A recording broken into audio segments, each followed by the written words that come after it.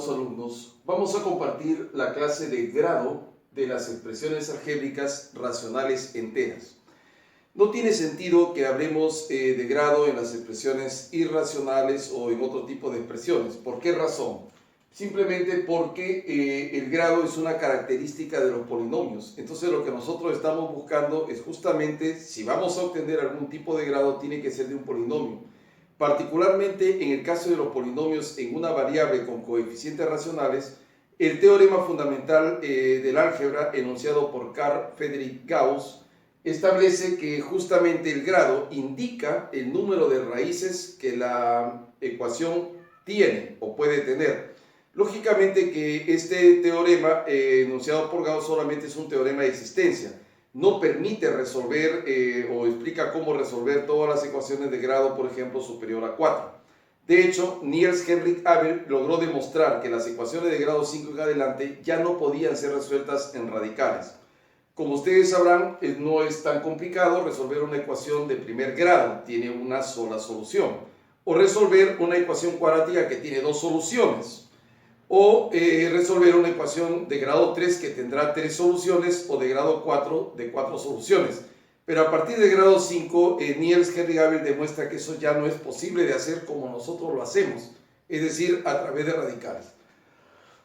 Muy bien, entonces el grado es una característica propia de las expresiones racionales enteras. Y las expresiones racionales enteras son aquellas cuyas variables están afectadas por exponentes enteros no negativos, ¿de acuerdo? Muy bien, ¿cómo se determina el grado en un monomio? Hay dos tipos de grado, de una buena vez hablando: el grado absoluto referido a toda la expresión o el grado relativo a una de las variables de esa expresión, ¿de acuerdo? El grado absoluto, dice, es igual a la suma de los exponentes de sus variables. Esta notación, amigos, que está acá es una notación sumamente conveniente. ¿Por qué, profesor? Mira, es sumamente conveniente porque de este modo yo puedo saber con precisión cuáles son las variables. Entonces yo tengo acá, por ejemplo, que las variables son x1, x2 hasta xn. Hay n variables. Cada una de estas variables, como te darás cuenta, estará elevado a un exponente que acabo de decir que tiene que ser racional, entero no negativo, ¿de acuerdo? Acá tiene su coeficiente. Entonces, el grado absoluto de este monomio simplemente consiste en que yo sume los exponentes enteros no negativos que están afectando a esas variables. No es complicado. Entonces, si yo tengo un monomio, tengo tales variables, sumo sus exponentes, eso es el grado absoluto. El grado relativo a una variable es todavía mucho más sencillo porque solamente es el exponente que la variable tiene. Por ejemplo, vamos a suponer que tenemos este monomio que nos acaban de dar, 2 quintos, x al cubo y a la 7, z a la 4, w a la 9. Bien, antes de comenzar a resolverlo, quiero que te des cuenta que las variables solamente son la x, la y, la z. Profesor, ¿y qué viene a ser el w? El w será un parámetro, ¿de acuerdo? Quiere decir que el coeficiente, cuidado aquí a esta expresión, el coeficiente en este monomio, ¿quién es? El coeficiente es 2 quintos w a la 9, ¿de acuerdo? Se dice que esta es una expresión paramétrica, puesto que posee un parámetro, ¿ok? Muy bien, ¿cuál será el grado absoluto del monomio? Entonces hemos dicho que el grado absoluto se determina sumando los exponentes de sus correspondientes variables. Las variables son x, y y z. Su exponente del x va a ser 3, su exponente del y va a ser 7 y su exponente del z va a ser 4. Oiga, si usted lo suma, le va a salir ¿cuánto? Simple y llanamente le va a salir 14. Y ahí lo voy a poner, ahí está. La respuesta va a ser 14. El grado relativo al x será el exponente que el x tenga, que en este caso es 3. El grado relativo al y será el exponente que el y tenga, que en este caso es 7. El grado relativo al z vendrá a ser 4. ¿Y cuánto será el grado relativo al w, jóvenes? No tiene grado, puesto que es un coeficiente. ¿De acuerdo? Muy bien, vamos a pasar ahora a explicar un poco cómo es el grado en un polinomio. ¿De acuerdo? Entonces, cuando nosotros estamos hablando en un polinomio, ya estamos hablando de varios términos. Un polinomio no es otra cosa que la suma de dos o más monomios, ¿de acuerdo? Así que, como ya sabemos cómo calcular el grado en un monomio, el grado absoluto y relativo, esto va a ser mucho más simple. ¿A qué nos referimos, profesor? El grado absoluto en un monomio es igual al mayor grado en alguno de sus términos. Entonces, como cada término es un monomio, tú calculas el grado en cada uno de ellos. El mayor resultado va a ser el grado absoluto. Vamos a ver más adelante que existen unos polinomios que se denominan homogéneos. En ellos el grado es el mismo en cada término. Entonces, el grado mayor, entre comillas, sería ese grado. Otras veces pasa que algunos términos de un polinomio tienen ese mayor valor. Bueno, como sea, ese mayor valor que obtenemos va a ser el grado del polinomio, ¿de acuerdo? S igual al mayor grado en alguno de sus términos. El grado relativo a una variable, dice, es el mayor exponente de la variable referida, ¿no? De la variable que ellos indiquen en alguno de sus términos. Para poder entender esto, estimados amigos, les invito a seguir el siguiente procedimiento que yo también lo utilizo. Por ejemplo, si estuviera dando un examen y tuviera que trabajar con esto, voy a hacer prácticamente lo mismo que tú vas a ver aquí. Yo voy a colocar, amigos, una rejilla, ¿de acuerdo? Voy a colocar una rejilla. A ver, ¿cómo sería esa rejilla, profesor? Muy fácil, vamos a colocarlo así, entre término y término, ¿ya? Al menos al inicio. ¿A qué me refiero, alumno? Me refiero a que cuando uno todavía no tiene demasiada experiencia, porque cuando uno ya ha operado muchas veces, esto es muy simple en realidad. Bien, ¿cómo sería, profesor? Por ejemplo, si yo deseo calcular el grado absoluto, calcularé primero el grado en este término, y como yo sé que las variables son x, y z, debo sumar el 7, que es exponente del x, con el 2 y con el 6. Y en este caso, estimados amigos, cuando yo lo sume, ¿cuánto me va a salir? 7 más 2, 9 más 6. 7 más 2, 9 más 6 me va a salir 15. ¿De acuerdo?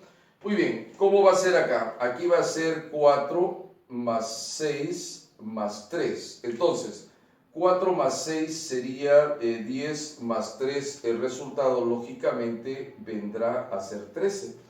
Profesor, ¿y cómo será acá? Acá será 5 más 3 y más 7, ¿no es cierto? ¿Por qué, profesor? Porque el 5 es el exponente del x, el 3 es el exponente del y el correspondiente exponente del z va a ser 7. ¿Y cuánto será el resultado, profesor? El resultado será 15. Mira, aquí tenemos justo lo que les estaba mencionando. Tengo 15 y tengo 15 y tengo 13, pero el mayor valor va a ser simplemente 15, este o el de acá. El grado de este polinomio va a ser 15. Oiga, ¿esto qué significa? Significa que tiene 15 dimensiones. Ya, hasta ahí nada más diremos sobre esto. Grado relativo al x. Mira, no es necesario, pero yo me fijo en el exponente del x, me fijo en el exponente del y, me fijo en el exponente del z. Ahí está. Acá va a ser 4 para el x, 6 para el y, 3 para el z. Acá va a ser 5 para el x, 3 para el y, 7 para el z. Sé que algunos de ustedes está que se pregunta, profesor, pero no es necesario que yo haga eso. Por supuesto que no. Tú puedes simplemente mirar horizontalmente. Acá dice 7, acá dice 4, acá dice 5 para la x. 7, 4 y 5. ¿Cuál de ellos es el mayor? Lógicamente que el mayor va a ser 7. Ese va a ser el grado relativo al x. Estos ya pierden. Pero si tú lo miras en la tabla, directamente yo veo acá y directamente yo veo acá. ¿Te das cuenta? Tiene alguna ventaja y también tiene alguna desventaja. Vuelvo a repetir, como esto es un cálculo no tan complicado, nosotros podemos trabajarlo de manera directa, ¿de acuerdo? Ahora vamos a hablar acerca del grado y las operaciones algébricas, ¿de acuerdo? Mira, nosotros vamos a indicar que tenemos un polinomio cuyo grado absoluto que se puede representar de este modo, va a ser un m. Ya tú sabes que ese m tiene que ser un número entero no negativo, ¿de acuerdo? Y lo mismo ocurre acá, el grado absoluto del q, que sería el otro operando, va a ser n, que también es un número entero no negativo. Muy bien, entonces cuando hablamos de adición algébrica, hablamos de que podemos estar sumando o restando los polinomios. ¿Estamos de acuerdo? Muy bien, entonces en la adición algébrica dice es menor o igual al mayor grado de los sumandos. ¿Qué quiere decir, profesor? Bueno, el grado, fíjate bien, si yo estuviese sumando algébricamente al p de x con el q de x, ¿ya? Y otra vez repito, cuando digo sumando me puedo referir a que también lo puedo estar restando. El resultado no es otra cosa que el máximo, ¿ya? Menor o igual al máximo entre el m y el n, que son los grados de los operandos. Para poder entender esto, porque a veces hay cierta dificultad cuando nosotros manejamos alguna desigualdad, dice, ¿cómo va a ser el grado menor o igual al máximo entre esos dos? Vamos a verlo, ¿de acuerdo? Voy a sumar estos dos polinomios y luego los voy a restar. A ver, la adición va a ser mucho más sencilla, ¿de acuerdo? Ahí está, a ver, los voy a sumar. Cuando yo los sumo, se deben reducir aquellos términos que son semejantes, ¿de acuerdo? Estos términos correspondientemente, como los estoy indicando en este momento, son semejantes. Entonces, 3 más 3 vendría a ser 6x al cuadrado. Cuando tú sumas estos, te quedaría simplemente 2x con signo positivo, ¿no? Y cuando tú efectúas esto, también me estaría quedando 5 con signo positivo. ¿Por qué, profesor? Se suman los coeficientes, me quedó 6. Cuando yo sumo estos dos coeficientes, el menos 5 con el 7, te queda 2 con signo positivo. Y cuando sumo los términos independientes, 6 menos 1, me queda la 5. Pero ¿qué pasará, profesor, cuando nosotros estamos restándolos? Ok, los estoy restando el de arriba con el de abajo, en ese sentido. Entonces 3x cuadrado menos 3x cuadrado me queda 0x cuadrado, equivale a decir que el término en x cuadrado ya no va a estar.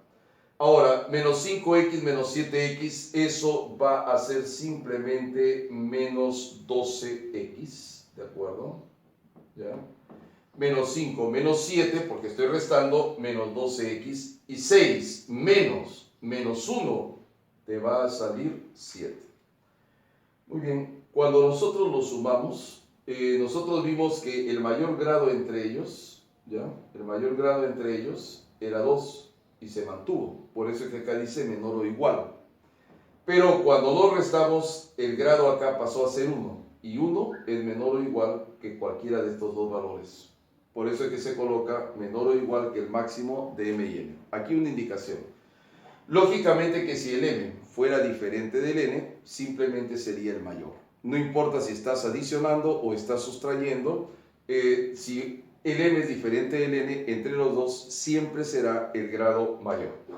En el caso de una multiplicación, estimados amigos, el resultado, el grado que estoy buscando del producto, ¿no es cierto? Porque el resultado de una multiplicación es el producto, entonces es igual a la suma de los grados de sus factores. A ver, profesor.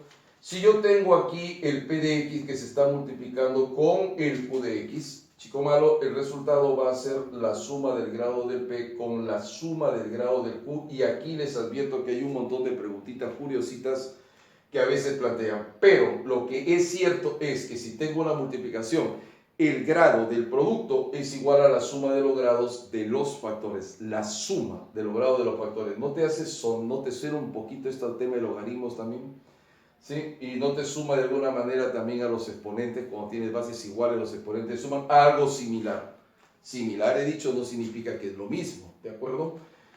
En el caso de la división es igual al grado del dividendo menos el grado del divisor. Entonces, si tú tienes aquí un P de X, hijo, que está dividiéndose entre Q de X, y bueno, entonces el grado del P de X menos el grado del Q de X. El grado del dividendo menos el grado del divisor es el grado del cociente, ¿de acuerdo? En el caso de la potenciación dice que el grado es igual al grado de la base por el exponente. Si tú tienes acá un P de X elevado a la K, vamos a decir así, ¿de acuerdo? Entonces, el grado de esta expresión, no te olvides, es el grado de la base por ese valor K, que es el exponente. Y ese valor K, otra vez, tiene que ser, como ya hemos indicado, un entero no negativo, ¿de acuerdo? Muy bien, en el caso de la radicación dice que es igual al grado del radicando entre el índice. Si tú tienes aquí una raíz con índice K del P de X afectando, siendo posible obtener un resultado, ¿de acuerdo? Un radicando, una raíz, siendo posible obtener una raíz. Entonces, su grado de esa raíz va a ser el grado de P de X entre K. Y otra vez, ese K tiene que ser un número entero no negativo. Me indican que este polinomio p de x, nx a la n más 5 más n más 1x a la n más 6 más n más 2x a la n más 7 es ordenado y completo. Entonces, ¿cuál será el grado del polinomio en mención, ¿no? El mayor exponente que afecte a la variable x, a eso se refiere.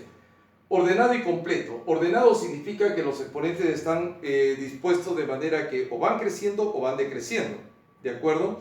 Aquí yo observo que van creciendo porque empieza n más 5, luego n más 6, n más 7. Para ser completo debes tener en cuenta de que este de acá debe ser el término independiente y lo podríamos representar de esa manera. Este de acá lógicamente vendría a ser el x más 1 con seguridad, esto es el x al cuadrado. Esto se pone para poder entender de qué se trata. La otra manera quizás más correcta sea simplemente colocar acá, mire bien lo que digo, término independiente. ¿Ya? ¿Por qué le digo eso? Porque usted sabe que uno de los valores numéricos importantes que tiene el polinomio es el p de 0. Y si vamos a poner p de 0 y voy a poner aquí x a la 0, voy a tener 0 a la 0, que es una cantidad pues indeterminada, una forma indeterminada, ¿de acuerdo? Así se le denomina incluso. Ahora, en todo caso podríamos trabajar con esto y ahí yo deduzco que el valor del n, ¿cuánto tiene que ser? Simple y llanamente el valor del n tiene que ser menos 5. Sí. Si el n vale menos 5, amigos, entonces menos 5 más 6 es justamente 1.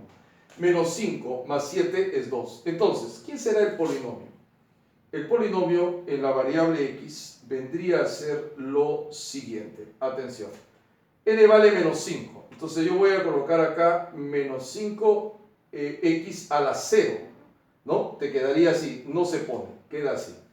Luego de eso viene n más 1. Entonces acá te queda menos 4. Atención. Te va a quedar menos 4 x a la 1. Luego va a seguir menos 3, menos 2, menos 1. Vamos ahí. Menos 3x a la 2. Eso lo puedes apreciar aquí, ¿ven? Menos 5 más 2 es menos 3, x a la 2.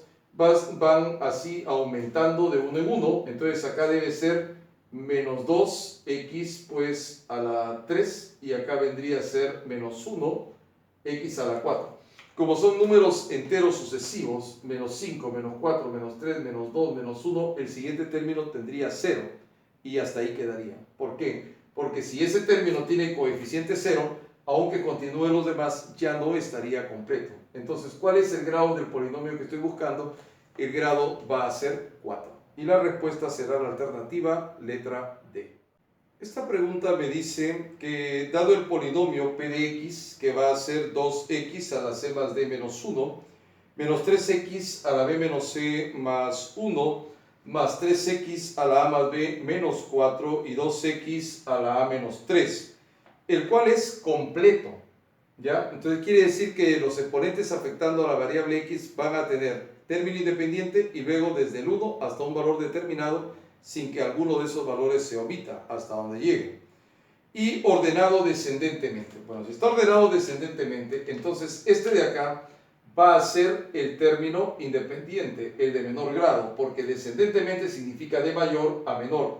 Este de acá, lógicamente, va a tener el grado 1, entonces acá va a tener el grado 1, este va a tener el grado 2 y este va a tener el grado 3. Ahora, lógicamente que para que el término sea independiente de la variable, este valor de acá debería ser al menos de pronto 0. Lo cual me está llevando a que el valor del A tiene que ser obligatoriamente 3. Entonces el A va a valer 3. Si el A vale 3, quiero que te des cuenta que acá te quedaría 3 menos 4 menos 1. 3 menos 4 menos 1. B menos 1 debe ser 1. Fácilmente se infiere que el valor del B va a ser 2.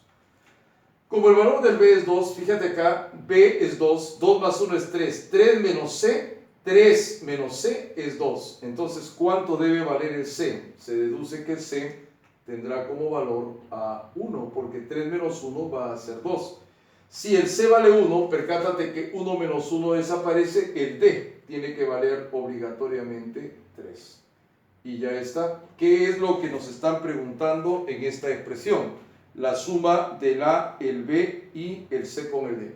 Sumo estos valores, 3, 2, 5, 6 y 3, 9. Y la respuesta será la alternativa letra D. Este es un hermoso ejercicio de valor numérico de un polinomio. Recuerden que los polinomios son funciones justamente polinomiales. Es uno de los tipos de funciones que existen. A nosotros nos están dando este argumento y esto es muy importante darnos cuenta porque a veces nosotros no nos damos cuenta, creemos que la variable es x, la variable aquí no es x, la variable es 2x menos 1 y justamente eso recibe el nombre de argumento. Quiere decir que yo debo redefinir este dominio y para redefinirlo lo que yo voy a hacer es duplicarlo porque necesito tener pues 2x que acá me quedaría 10. Voy a utilizar el primero, pero dado que estos van a ser correspondientemente iguales y solamente cambia el signo, podríamos hacerlo de ese modo. Ahora le debo restar 1 y de esa manera me va a quedar simplemente 2x menos 1, ¿de acuerdo? Menor o igual que 9. Entonces, si nosotros deseamos acá, podemos hacer un cambio de variable adecuado, ¿de acuerdo? Y esta función terminaría siendo así, mira, esto vendría a ser, por ejemplo, f de... voy a llamarle A, no hay ningún problema con esto, f de A, y nosotros acá tendríamos que hacer lo siguiente. Mira, yo voy a tener f de f, pero aquí quiero decir lo siguiente. Quiero que se percaten de algo curiosito. Para pasar de aquí a acá, ¿qué se hace? Sumarle 1. Entonces nosotros acá vamos a tener simplemente A más 1. Y ya nosotros a esta expresión le hemos llamado el A, vamos a indicar que esto ocurre cuando el A sea menor o igual que 9, ¿ya? Es uno de los caminos. Mira, acá tengo prácticamente lo mismo, pero le he tenido que sumar a este 7, ¿te das cuenta? Si yo a este le sumo 7, me da lo de acá, entonces es el argumento al que se le va a sumar 7 en este otro caso, y eso ocurrirá cuando el A sea mayor. El A sea mayor que 9. ¿Qué cosa me están pidiendo? Solamente me están pidiendo f de 8, ¿de acuerdo? Lo que me están pidiendo es f de 8. Entonces yo simplemente voy a hacer lo siguiente. El 8, ¿ya? A esta le vamos a denominar primera regla, ¿de acuerdo? Esta va a ser la primera regla y esta otra va a ser pues la segunda regla, ¿de acuerdo? Entonces, la primera regla se aplica cuando el argumento es menor o igual que 8, como el caso que estamos viendo allí. Entonces, yo aquí voy a indicar que voy a utilizar para resolver esto la primera regla. Pero la primera regla, ¿qué es lo que hace, amigos? Simplemente le coloca un f más, le incrementa un f, así que voy a tener aquí ff y el argumento aumenta en 1, por lo tanto vendría a ser pues 9, ¿de acuerdo? Y ya nosotros tenemos la expresión de ese modo. Bien, menor o igual que 9 todavía el argumento, entonces todavía sigue operando aquí esta primera regla, ¿de acuerdo? Sigue operando esta primera regla porque el argumento es menor o igual que 9, ¿ok? Y otra vez, ¿qué es lo que le hace? Ya tú sabes, le aumenta una f y le aumenta 1 al argumento, entonces quiere decir que esto se va a transformar así y acá va a terminar siendo 10, ¿de acuerdo? Mira, y queriéndolo o no, ya terminamos la pregunta. ¿Por qué, profesor? Porque en este momento, cuando el argumento es más que 9, yo aplico la segunda regla. ¿Y la segunda regla qué hace? La segunda regla elimina, por decir así, el f y al argumento le aumenta 7. Entonces, uno de los f va a desaparecer y el argumento va a quedar incrementado en 7, ¿de acuerdo? Te va a quedar en otras palabras así, mira, f, pero ya no va a ser f de 10, va a ser en realidad 17, ¿de acuerdo? Y lo mismo ocurre acá porque yo estoy observando que otra vez es la segunda regla la que está operando y otra vez le va a sumar 7 y la tercera regla otra vez le va a sumar 7. En otras palabras, si aquí le sumas 7 te quedaría 24 y si luego le vuelve a sumar 7 el resultado va a ser simple y llanamente 31. Y este es uno de los caminos a través de los cuales se puede resolver esta curiosa pregunta. Y la respuesta va a ser la alternativa letra E. Esta interesante pregunta dice f de variable el triple de la variable más 2 o f de argumento el triple del argumento más 2. Entonces, la regla funcional para f, que es un polinomio de primer grado, un polinomio lineal afín en este caso, puesto que el término independiente es diferente de 0, Entonces, cuando el f se aplica a la variable, siempre sale el triple de lo que valga esa variable más 2. Y luego me dan esta ecuación también acá, funcional, ¿de acuerdo? Y yo ya sé que es el triple del argumento más 2. El argumento, por ejemplo, en este caso es g de x. Entonces debe salir el triple del g de x, ¿de acuerdo? Pero le debo sumar 2. Entonces el triple de g de x más 2, porque eso es lo que me está indicando la relación funcional. El triple del argumento más 2. Y como el argumento, en este caso, será g de x, saldrá su triple más 2. Y esto, estimados amigos, estará siendo igual, idéntico a esta expresión que tenemos acá. Por de pronto nos vamos a dar cuenta que el más 2 va a desaparecer y que nosotros deberíamos sacar la tercia. Bueno, se puede hacer así. Otro modo es, como a mí me están pidiendo g de menos 3, yo podría directamente indicar qué es lo que pasa cuando el x toma el valor menos 3. Se puede hacer de manera directa, no hay ningún problema, porque ya tenemos esta ecuación que sabemos que es verdadera, ¿de acuerdo? Entonces me quedaría el triple de g de menos 3, que lo estamos colocando así en este momento, ¿de acuerdo? Y que vendría a ser nada más y nada menos que el triple de menos 3 al cuadrado, el triple de menos 3 al cuadrado menos, atención acá, y el valor del x es menos 3, ¿ya? Tengamos cuidado siempre con eso. Bueno, entonces esto es 9 por 3, 27, y este menos menos te va a quedar pues más, ¿de acuerdo? 27 más 3 sería pues 30, entonces si el 3 pasa a dividir, el g de menos 3 terminará siendo simple y llanamente, acá es así, ¿de acuerdo? Simplemente 10. Entonces 3 menos 3 al cuadrado, 9 por 3, 27, menos menos ese más 30, pasa a dividir, te quedaría 10 y la respuesta será la alternativa letra D. Vamos a resolver esta curiosa pregunta que dice, sea una función definida de z hacia z, este es el dominio, este de acá es el rango, el conjunto de llegada. Y lo curioso de esto es que nos han dado dos relaciones funcionales, ¿de acuerdo? Y estas dos relaciones funcionales precisamente constituyen lo que nosotros denominamos condiciones de linealidad. ¿A qué se está refiriendo, profesor? Bueno, en la parte teórica nosotros hemos mencionado, ¿de acuerdo? Hemos mencionado que hay un tipo particular de polinomio conocido como polinomio lineal, o sea, el que es propiamente lineal, porque existe otro que se llama polinomio lineal afín, ¿de acuerdo? Uno a veces piensa que un polinomio lineal solamente por el hecho de que su gráfica asociada, su gráfica cartesiana, es una línea recta, ¿no? Bueno, no, un polinomio es lineal cuando cumple estas dos condiciones que se conocen con el nombre de condiciones de linealidad. Y cuando eso ocurre, de golpe nosotros ya tenemos que tener claro que el polinomio va a ser de esta forma, ¿de acuerdo?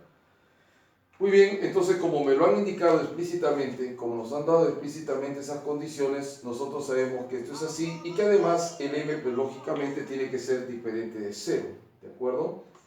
Bien, entonces, si yo ya sé que es este tipo de polinomio, comparo con este dato que ellos me han proporcionado. Entonces, el x debe asumir aquí la variable, el argumento debe asumir el valor 4. Si el argumento asume el valor 4, m por 4, 4m, ¿de acuerdo? Entonces esa expresión va a ser simplemente 4m y que de acuerdo a lo que estamos observando, el resultado dice que es 6. Nosotros lógicamente aquí haremos pues las simplificaciones del caso, ¿ya? Y pasaremos directamente a dividir. ¿Para qué vamos a perder el tiempo? Fíjate, si nosotros sacamos aquí la mitad, te quedará 2, la mitad te quedará 3, y de esa manera yo estoy obteniendo que el m, ¿de acuerdo?, el m directamente es 3 medios, ¿ok? Y ahora nosotros ya tenemos la relación funcional totalmente explícita, ahí está, f de x va a ser entonces 3 medios del x, ¿de acuerdo? Entonces f aplicado a un argumento cualquiera da como resultado 3 medios por ese valor, por ese argumento. Entonces cuando el x asuma el valor de 1 voy a tener 3 medios por 1. 3 medios por 1. Cuando el x asuma el valor de 2 voy a tener 3 medios por 2. Cuando el x asuma el valor 3 voy a tener 3 medios por 3, 3 medios por 4, 3 medios por 5, hasta 3 medios por 20. Creo que todos nosotros en este momento nos damos cuenta que el 3 medios es el factor común a todos ellos. Entonces yo voy a colocar simplemente 3 medios de este modo Y dentro, ¿qué cosa voy a tener, profesor? Pues simple y llanamente tienes una suma. ¿Qué suma? Una sumación donde va a estar el 1 porque salía 3 medios por 1, 3 medios por 2, 3 medios por 3, 3 medios por 20.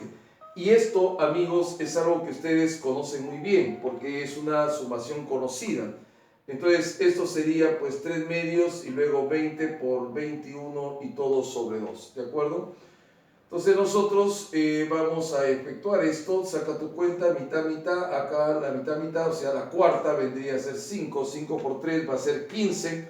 Entonces el resultado que yo estoy buscando debe salir de la multiplicación de 15 por 21. Y eso no será muy difícil de obtener, puesto que se puede efectuar de este modo. Observa, 5 por 1 vendría a ser 5. Se prosigue con extremos y medios. Fíjese bien acá, extremos y medios. 5 por 2, 10. 1 por 1 es 1. Como no llevaba nada, 10 más 1 vendría a ser 11. Recién estoy llevando 1. Y luego 1 por 2, 2. Y el 1 que llevas, 3. Y la respuesta va a ser la alternativa letra E. Cabe mencionar, sin embargo, aquí un ligero comentario, dado que esta es una pregunta que fue planteada en una universidad de nuestro país. Si se está definiendo de los números enteros, lo cual es totalmente correcto porque los argumentos tuve que son números enteros, ¿de acuerdo? Pero los resultados también deben estar en Z, de acuerdo a lo que ellos han enunciado. Bien, cuando tú efectuaste para el X1, 3 medios por 1, 3 medios por 3, 3 medios por 5, o sea, con los impares sería el problema, tú te das cuenta que no salen números enteros, sino lo que salen son números racionales. Entonces ellos deberían haber definido esto de Z hacia Q, ¿no? Para evitar el problema. Muy bien, de todas maneras es un ejercicio sumamente interesante e ilustrativo para la función propiamente lineal.